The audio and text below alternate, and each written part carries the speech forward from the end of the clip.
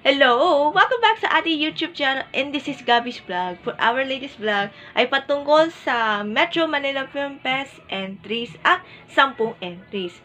Subscribe na to our YouTube channel. Gusto mo mag-like, shares, comments, and views.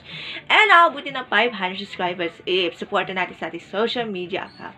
Latest vlog po natin ay 297, episode 297, and title ay MMFF 2024 Recap. Here's your vlog.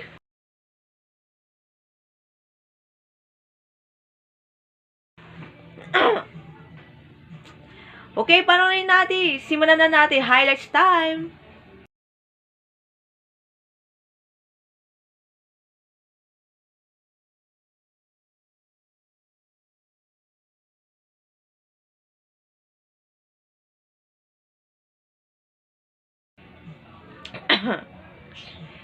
Okay, simulan na ang MMFF noong December 25 o last Wednesday. Ginanap na ang 10 films maglalaban-laban para sa highest grossed MMFF 2024 film. Okay, gaya ng And the Breadwinner is Espantajo, Greenbones, Home Mikos, Isang Himala, My Future You, Strange Frequencies, The Kingdom, Topak, and Uninvited. Okay, napanood ko lang Friday, was supposed last Thursday, but nung Friday ng gabi, sa SM Caloocan, nanonood ko ng The Kingdom. Maganda. Medyo historical films starring Vic Soto and Piolo Pascual. Congratulations to the whole cast. Maganda ng storya, maganda ng ng konsepto for cultural heritage at saka colonials. Colonization is good naman. Hindi naman OA. But maganda. Excellent. I give you 10 out of 10. Congratulations to the whole cast. At nung Friday, talaga, wala, araw ng na screening dito sa SN Caloocan. Ginanap ang gabi ng paranan. Nakwasig, awards na lang sa Soler Paranaque.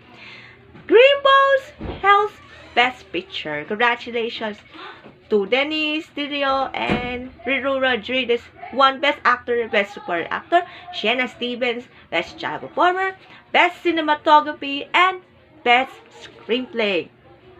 Second Best Picture, The Kingdom, along with Gapuno Awards, Best Production Design, Best Visual Effects, and of course, Best Director for Mike Tobiero. Tie with My Future Use, Crisanto Aquino won the Best Director and also Third Best Picture. As Editing and Breakthrough Performance for Sen Fedeli. Fourth Best Picture, Isang Himala. Best Supporting Actress, Kaki Teodoro. Best Theme Song, Juan Carlos Nabajo. Best Musical Score, and Special Prize Jury Awards.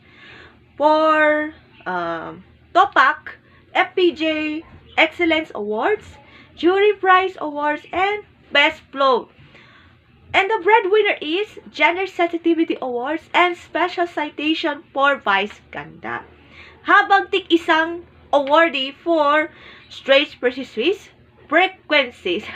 Best Sound, Best Flow, Uninvited, at tayo kasi with Topak, and Miss Julian Santos Agusino won the Best Actress para sa Espantajo.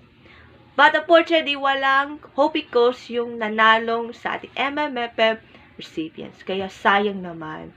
But still showings of all 10 entries in the Metro Manila Film Fest until January 7, 2025. Happy New Year sa iyo lahat! And maraming salamat! Goodbye 2024! And hello 2025 na this Wednesday! Hope to see you next vlog! Bye! Happy New Year and God bless you all! Mwah.